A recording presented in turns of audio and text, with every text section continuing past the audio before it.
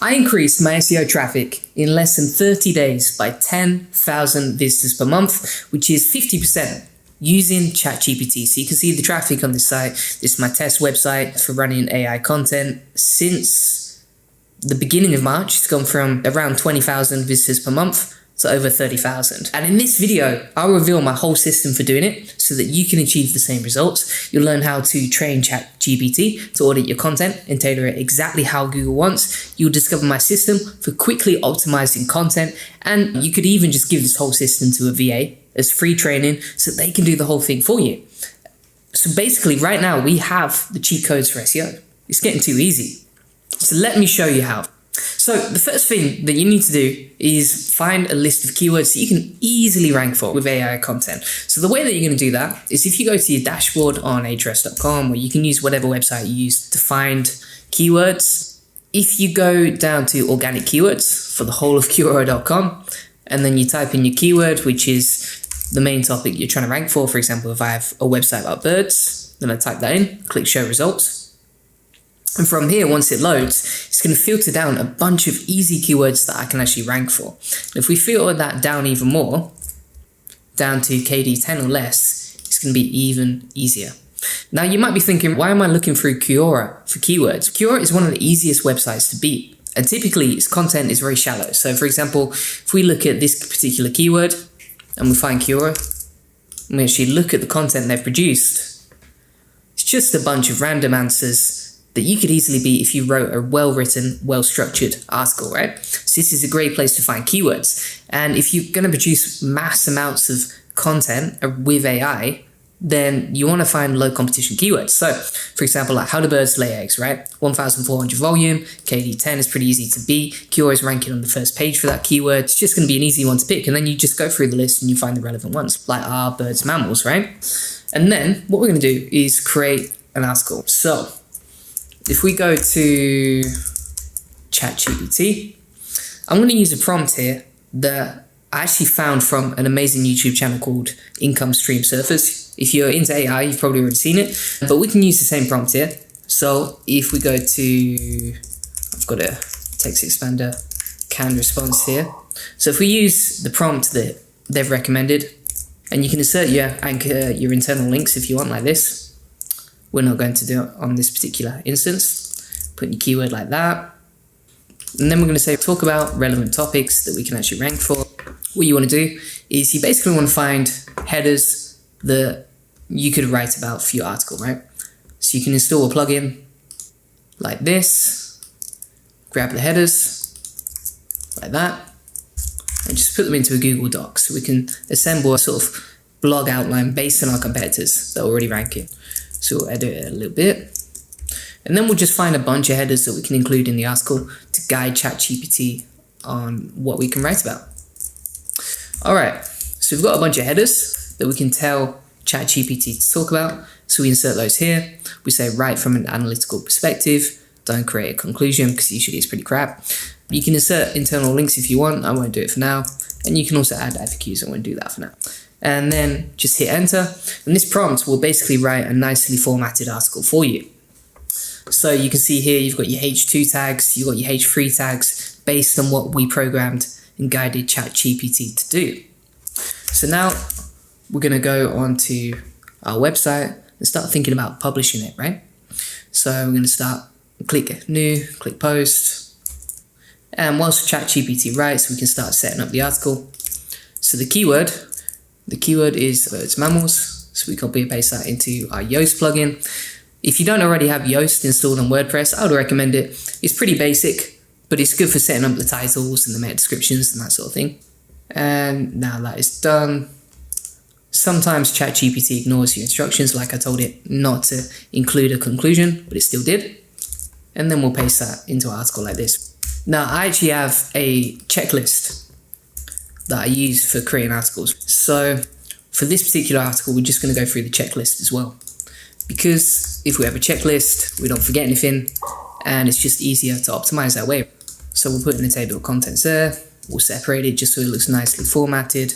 And as you can see, actually, one thing that's really annoying about ChatGPT is it writes huge blocks of text, right? They're like walls of text. So ideally, from a usability perspective, you don't want big walls of text when you're creating articles. So what you do instead is, and I got this from someone on LinkedIn, you can paste this in to an AI formatting script, right? So you can create a script with ChatGPT that basically puts every sentence onto a new line, which means it's much easier to read that content. So we're going to take all of this content here, paste it in that, and then we're going to run the script. By the way, if you want a link to this, if you just want to use my script, just let me know in the comments and I'll be happy to do it. I'll give you a link. So we're going to click run. That'll format the content nicely. Obviously, it's still a little bit messy, like you get these full sentences in one line, but that's okay. We can easily fix that, no problem. We're just going to go through the text, fix it up, make it look nice before we paste it in. And that'll get rid of the big walls of text that will basically make people pogo stick off your website if you're not careful. So we paste that back in. There we go, bing bang bosh. Everything's a bit nicely formatted. Get rid of the bold text. And we're just going to clean this up a little bit. Now, one thing I like to do as well when I'm creating an article is just run the stopwatch, because I want to time how long it takes to create an article. And that way I can improve the time every time I create one. And that way, if I've got a VA working for me, I know exactly how long this task should take them, and I can pay them based on a fixed price. I can say normally it takes me 45 minutes to create an article like this. I'm going to estimate that it takes you an hour, therefore I'll pay you whatever your hourly rate is, but on a fixed price so that you don't go over the time. And that way you're just a lot more efficient. Now, what else do we need to do here? Next up on the list, we've got this article is just 500 words so far. So we need some more headers ideally as well, right? So we're going to take some more headers from our competitors just to make the article a bit longer. So we'll go through some more competitors here, steal the headings based on what's already ranking, because Google already tells us what sort of content it likes and what topics it likes us to talk about. And then we're just going to take anything relevant from these pages, like for example that. And then you can go onto ChatGPT again and say add these headings to clean it up a little bit, and it will start writing the content. Now, whilst it's writing the content, we're going to go through and find some more headers that we can use just to make our content even more comprehensive, because you want it to be the best piece of content out there. And that's the thing most people don't realize yet, is that Google has come out and said AI content is fine. It's going to rank AI content and you're not going to get penalized for it. Now, at the same time, whether you're using AI content or not, there's not an excuse to let your content quality drop. And therefore, that's why you have to make sure your content is the best it can possibly be. But this gives you an idea, right? I'm going to close that annoying pop-up. That's another header to include. And now ChatGPT should be done with the existing content. There we go, bing bang bosh. And we are going to take this content too. So we'll scroll down, paste it in, and we're good to go. And you can see in just like 3 minutes, based on the stopwatch here, we've already got 1,000 relevant words. And we can just keep going. So we can paste this in as well, the extra headers we've found. That's been done. We're pretty much ready to go now. One thing I like to do as well is just add some FAQs from Google. So for example, like people also ask, we can use those as FAQs and have another prompt for that, which I'll show you in a sec. And we'll just wait for that to be done soon. Now, whilst that's getting done, we can go back to our checklist and we need to start adding some images as well. So what we can do for the content is you could use Bing. You could actually use Bing to create the images. So Bing has this AI content creator for images. And basically, if you put our birds mammals, it will take a couple of minutes, but it will actually generate the content for you. Same if you go to Unsplash, you can get license-free content there, copyright-free images, and you can just insert some images like that. So you can easily add your images. These are not particularly good images. I think it's because the topic is just too abstract for Bing. So we're going to X off that. And we'll just use the images here instead. What might be good for Bing is actually if we use animals versus mammals. We'll wait for that to load. And in the meantime, we'll go back to ChatGPT, get the content we created before, And there we go, we'll paste it back in there. Now, we've also got some FAQs to add, so we'll tell ChatGPT. And sometimes it's a little bit deviant, ChatGPT, it doesn't listen to your instructions. So here's what we're going to do instead. We'll go to ChatGPT and use our FAQs. So this is a prompt that I created previously. And you can see here it is. So we just get the FAQs done as hrefs, and then we paste them into our site like this. Okay, so if we go back to Bing, we've now got the images examples, so we can just download those. As you can see, it's like a mammals versus animals picture, and we're going to slap that in the middle of blocks of text just to break it up a little bit. There we go. Make it look a little bit nicer. All right. Now we go back to ChatGPT. We've got the FAQs. All right. So another thing that I like to do with ChatGPT on the checklist is, once we've added in the images and the table of contents, etc., is to add some tables in there, right? Because tables make your content just a little bit more interesting, spices it up a little bit. So what we can do is we can say, right, ChatGPT, make a table about what makes a bird and keep the info short.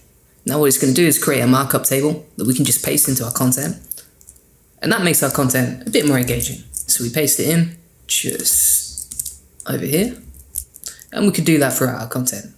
So we can say create a table about how birds are different from mammals, and then it would just give us a nice little comparison table that would normally take you about an hour if you were researching this yourself. So we can paste that in like this. We also need to add in some internal and external links to the content, which we'll do now. And we can just go through the content, add in some internal links, clean up the rest of the content as well. And as we scroll through, let's take a look. We can find some relevant sources to link to as well, like this one. Paste that in there. So we've got some outbound links too. Probably Yoast score is going up nicely now. We need to get a meta description. Easy to do that with ChatGPT again. So you use this custom prompts that I've got, and then you front load the keywords. You say create a 20-word meta description and front load the keyword, whatever your keyword is. In this example, it is birds, mammals. So we'll take that and we'll paste it into the meta description. And then we need some title ideas as well. So we'll say to ChatGPT, give me 10 blog ideas on our birds, mammals. So you have our meta title loaded, keyword typed in, slug ready to go, meta description good. You probably overused the keyword a little bit too much on the density. We've not included the keyword in our introduction. So we say, are you wondering whether birds, mammals? And then we need to reduce the keyword density a little bit, so we can delete that from the relevant places. Just go through the content and see where we can improve it. We'll split up some more of the text as well. So we'll split up some of the text as well, make sure it's not in big blocks before we publish it. And it's looking pretty good now. All right, 1,700 words. And then we'll hit publish like this. And then we can index it as well, request indexing like that. And you can see in 15 minutes, we've got a nicely written article on our target keyword, and it's going to be super easy to rank it. Now, another thing that we can do is we can actually grade the content using ChatGPT. This is a trick I found from Matt Diggity, who does some amazing videos as well. We can say to ChatGPT, right, summarize the most important criteria from your helpful content guidelines. Now, if you're not familiar with the helpful content guidelines from Google, you can check them out. But basically, it tells you exactly what it's looking for when it comes to ranking your content on Google, which means that you can train ChatGPT to follow those guidelines when you create content. So as you can see, it summarizes the top 5 criteria there. And then what we can say to ChatGPT is evaluate my content based on that criteria. And then you paste in your content. And here you can see I got an 8 out of 10, which is pretty decent. It does say that I can improve it, for example, by reducing the repetition and improving the sentence structure. But overall, 8 out of 10, 80% is pretty good. And considering this is such a low competition keyword, it's going to be very easy to rank that. So we've added the tables in, we've graded the content. We can ignore that because this is just for review articles. We can improve the O score, but I'll come back to that later. And the content is around 2,000 words, which is higher than most of our competitors. If we actually check out the keyword on Ahrefs, we can see how long most of our competitors' content is. So as we scroll down, this competitor might be beating us, but let's see. The only problem with Ahrefs word count is it's not that accurate. So if we actually measure the length of the content here, you can see they've only written 850 words, which is way less than us. So our content is more comprehensive, more detailed, includes more tables, more interesting facts. So overall, we've created a much better article and we've graded it based on Google's helpful content guidelines. So it's pretty much good to go now. We've created a great article, should rank pretty quickly, and that's how you do it. You just rinse and repeat that process over and over again. And if you give this video to a VA, let's say you're paying them between $3 to $5 an hour, they can just rinse and repeat this process all day long. And if it only takes you 17 minutes to create one article, then you can just scale this up and you can get someone to work for, say, 8 hours a day, rinse and repeat this process, publish maybe 10 to 20 different articles per day that are targeting low competition keywords, that are really comprehensive articles, and all of a sudden your rankings are going to go up like crazy. So thanks so much for watching. If you want more videos on ChatGPT and creating SEO content, make sure you subscribe, and I'll see you again soon.